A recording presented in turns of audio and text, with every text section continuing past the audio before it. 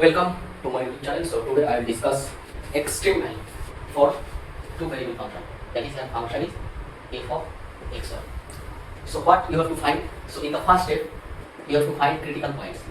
Find critical points. How? Find f of x, put it is equal to 0 and fy equal to 0. Solve these two equations. Fx equal to 0 and fy equal to 0. Then you will get x comma y. These will be the critical points. Okay.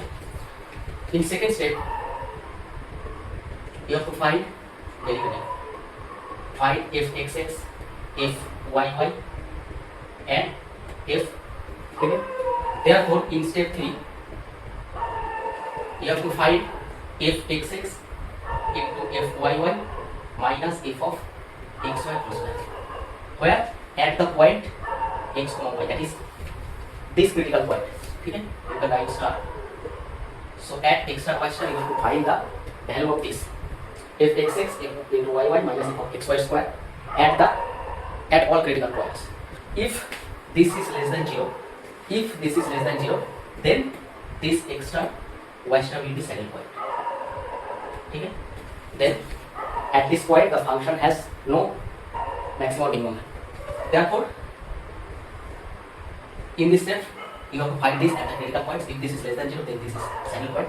If this is fxx into fyy minus f of xy whole square at this point x star y star greater than 0, then this point xy will be point of maxima or point of minima.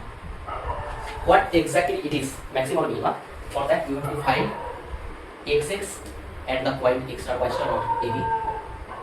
You have to find if value of fxx at this critical value. If this is less than 0, then we can say this x star y star is then less than 0. This will be maximum. This will be point of maximum.